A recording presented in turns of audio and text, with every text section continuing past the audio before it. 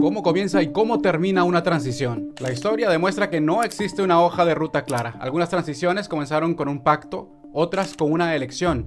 Algunas fueron el resultado de años de negociación y otras ocurrieron tras una intervención militar. ¿Qué tienen en común y qué pueden enseñarnos sobre Venezuela? En esta edición revisamos 4 experiencias históricas y analizamos el caso venezolano junto a una especialista en negociaciones para responder varias preguntas. ¿Cuándo puede decirse que el país ha iniciado realmente una transición? ¿Qué hace complicado o, por el contrario, viable el caso de Venezuela? Gracias por suscribirte al canal y por enviar tus comentarios. Aquí comenzamos.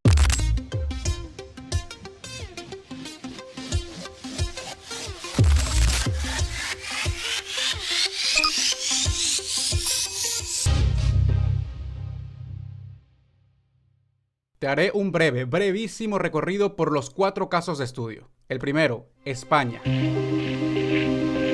España llevaba casi 36 años bajo la dictadura del general Franco. La ruptura empezó el día de su muerte, en 1975. Pero la transición no comenzó con una elección ni con el reemplazo inmediato de todas las instituciones.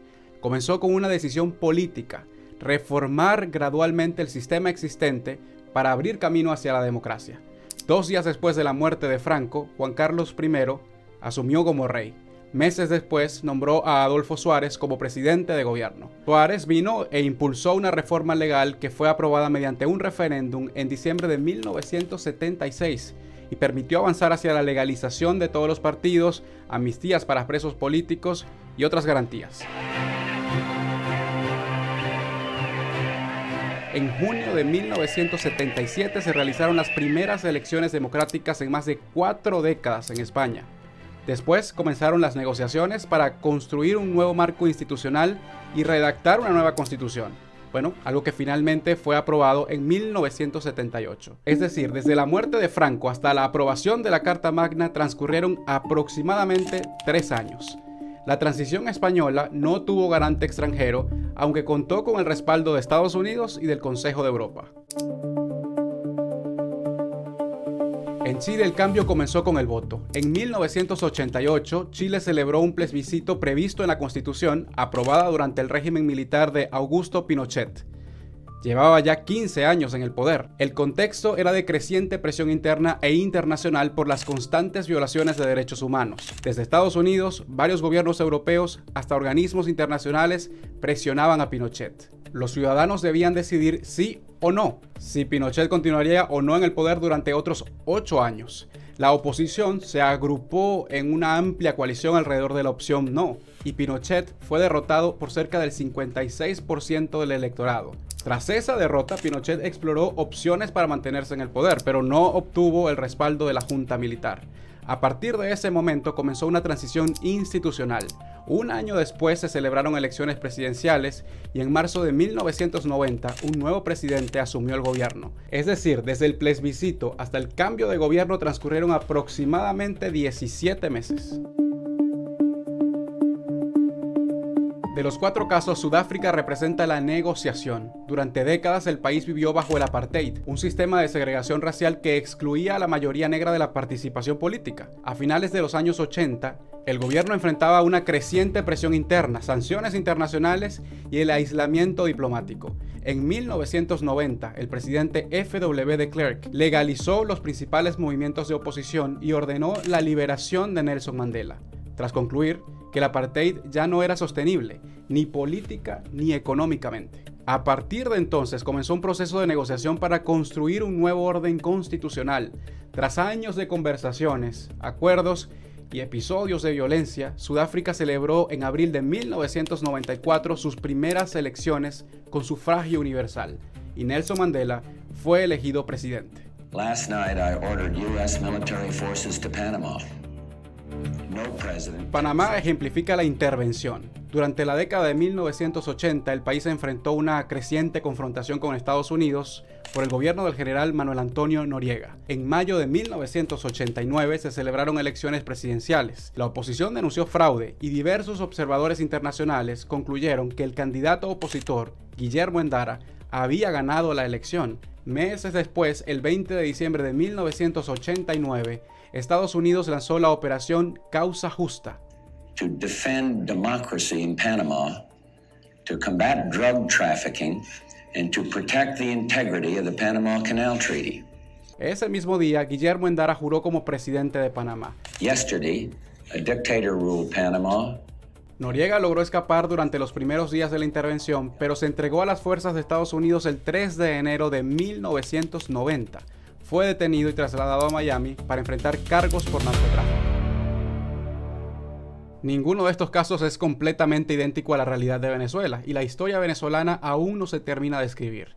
Pero conocer cómo ocurrieron otras transiciones permite entender mejor el contexto actual, porque estos son los hechos. Nicolás Maduro fue capturado tras la intervención militar de Estados Unidos el 3 de enero de 2026. El gobierno del presidente Donald Trump ese mismo día dijo que tomaría el control temporal del país y anunció un plan de 3 fases: estabilización, recuperación económica y transición democrática. Estados Unidos reconoció a la vicepresidenta de Maduro, Delcy Rodríguez. Desde entonces trabaja estrechamente con ella y con otras figuras del chavismo, incluyendo actores buscados por la justicia estadounidense. En los primeros 6 meses, Washington utilizó su influencia para impulsar la excarcelación de presos políticos y el retorno de varios opositores que vivían en el exterior. Al mismo tiempo, se afincó en asegurarse la importación de petróleo, gas y oro venezolano. Y el presidente no disimulaba ese interés. Look, we're making hundreds of billions of dollars, and so are they. They're getting Venezuela is like a different place. A los 7 meses, entre cuestionamientos de presión política desde el Congreso de Estados Unidos, Washington promovió un diálogo entre la Asamblea Nacional, electa en 2015, a la que considera como la última institución elegida democráticamente, y la actual Asamblea Nacional de mayoría chavista. Ahora te pregunto a ti, de estos 4 casos, pacto, voto, negociación o intervención, ¿cuál crees que es el único camino real para Venezuela hoy día? Te leo en el chat y en los comentarios. Y ahora llevemos todos estos datos al análisis con una especialista en negociaciones. Conversaremos con Jennifer McCoy, profesora emérita de Ciencias Políticas de la Universidad del Estado de Georgia, aquí en Estados Unidos. Pero si llegaste hasta aquí, te invito a suscribirte a mi canal, darle me gusta, comentar y enviar este video a tus contactos.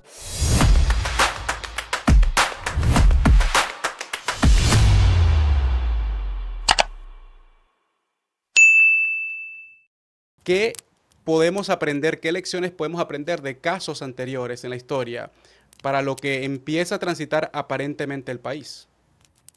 Sí, bueno, primero, esto es muy diferente porque los otros que había mencionado eran casos de dictaduras que llegaron de pronto, de golpes militares. En este caso, hemos visto un proceso de erosión democrática más incremental. Pero lo que hemos visto en otras negociaciones es que se producen fruta cuando los dos lados tienen un poco un balance o un balance no exactamente iguales, pero tienen algunas fuentes de poder, o sea, para una oposición de sindicatos, de huelgas, de gente en la calle y de presión internacional que ayuda mucho. Por ejemplo, esto ayudó mucho en Sudáfrica. Los dos lados tienen que tener una motivación para negociar y llegar a un acuerdo. Entonces, hay una variación en cuando las negociaciones son mediados por actores internacionales o son completamente nacionales los actores nacionales. Estados Unidos ha hablado de las condiciones para que pueda haber una elección en Venezuela. La cosa es que genera mucha impaciencia el proceso, ¿no? Y los venezolanos están viviendo, si acaso este es el objetivo de una transición democrática en el país, como decía una gran mayoría, viven un proceso de impaciencia.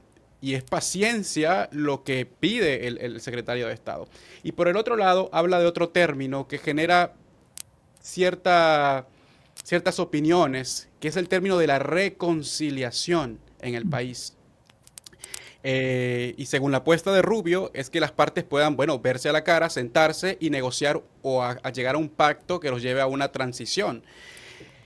Lo que no está claro aquí es si una de las partes, la que está en el poder, tiene intenciones realmente de salir del poder, si tiene intención de que haya una transición, y allí es donde está la garantía de Estados Unidos.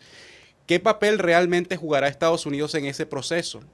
En que su objetivo se cumpla, como, al menos como lo planea. Bueno, primero, no hemos visto un proceso así con un país afuera tan importante en controlar todo el proceso y sobre todo los recursos económicos que están controlando los Estados Unidos.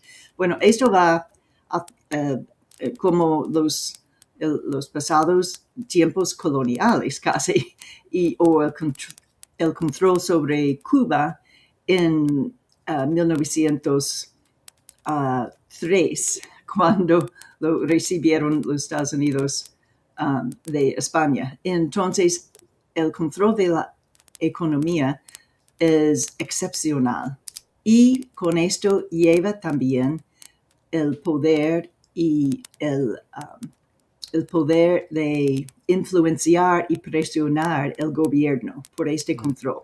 Y entonces la palabra tutelada ha sido usado para describir este contexto. Y entonces esto es algo nuevo para la época de países independientes, yo diría. Pero sí, claro, no solamente el control económico, pero la demostración de la capacidad de la inteligencia y militar para insertarse adentro del palacio o de donde estaba Nicolás Maduro para capturarlo. Entonces, esto es una intimidación grandísima y una fuente de presión también. Pero, viendo a negociaciones y transiciones en el pasado, podemos ver que todos necesitaban garantías para los dos lados, que no hemos visto normalmente un poder dictatorial simplemente entregando o regalando una transición sin garantías. En Chile, Pinochet y todos los militares recibieron muchas garantías. En Brasil también. Hay una en Argentina. O sea, amnistías y papeles en el gobierno, por ejemplo, el Consejo de Seguridad Nacional para Brasil, control sobre los recursos del cobre en Chile,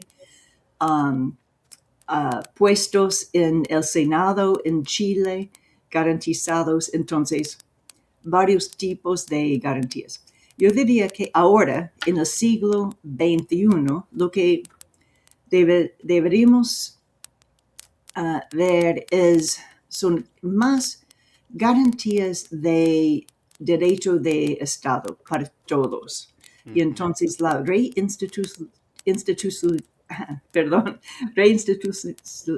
no estoy diciendo, yes. Sí, del sistema judicial no es solamente para proteger la oposición, pero también va a dar protecciones y garantías del proceso debido a los que apoyan al gobierno o son parte del gobierno. Y entonces esto debería ser el enfoque para dar garantías. También garantías a la participación política. Y entonces, en este momento, los que necesitan esas garantías son la oposición. Pero cuando hay una transición en realidad, los que van a necesitarlos son los que ahora están con el gobierno. Y entonces, yo creo que eso es importante tomar en contexto y pensar en esto para las negociaciones también. Lo que entiendo es que, claro, se necesitan garantías para que haya igualdad de condiciones. Usted hablaba de posibles amnistías, pero al mismo tiempo la garantía para quienes están en el gobierno de que si salen del poder, cualquier tipo de garantía para ellos. Pero ahí es donde la gente se pregunta si este proceso en Venezuela va a dejar un signo de interrogación en la parte de la justicia para quienes durante décadas estuvieron en el poder y, según se ha reportado infinidad de veces, han cometido graves violaciones de los derechos humanos. Entonces allí, eso es un punto, me imagino, grueso de tragar en una mesa de negociación, sobre todo en el caso de Venezuela. Exactamente, es muy difícil y no hay una fórmula para todos los países, entonces hay que negociarlo según el contexto del país. Y entonces, pero se podría ver, por ejemplo, amnistía para personas de bajo nivel que no hicieron mucho o que tal vez hubo parte de corrupción. Eso es otra parte, cómo recuperar los billones de dólares robados, por ejemplo. Y entonces se puede ver, y para mantener la contabilidad para los que cometieron al nivel alto la responsabilidad de esos delitos contra la humanidad. Con esto, cortes internacionales pueden hacer un papel muy importante también para ayudar con esto. Nada de lo que hemos hablado usted y yo el día de hoy parece ni es simple, sencillo, ni ocurre de un día a otro. Pero si, para cerrar, si le pregunto, usted que ha estudiado mucho temas de negociaciones, ¿qué cosas deberíamos ver en este proceso que aparentemente se abre en Venezuela para saber que va en la línea correcta? ¿Y en cuánto tiempo? Bueno, lo que he leído es que ellos tienen una tope de fecha de diciembre para presentar resultados de las negociaciones. Entonces, yo creo que esto sería, bueno, el máximo para tener un acuerdo sobre el proceso, y también podemos ver, mirando y vigilando si van a empezar ahora con algunos pasos, porque eso sería importante también. Y eso es importante para dos razones. Uno es para dar confianza a las dos partes de la negociación. Cuando se toma cada lado un paso. Pero también es importante dar confianza a la población de que están sinceros en empezar este proceso. Sí, va a ser importante, sí, una cosa más, va a ser importante tener garantías o monitorios y algún tipo de garantías internacionales. Y yo diría que debería ser no solamente los Estados Unidos, pero otros países o organizaciones internacionales también. Desde aquí, desde la sala de prensa de la Casa Blanca.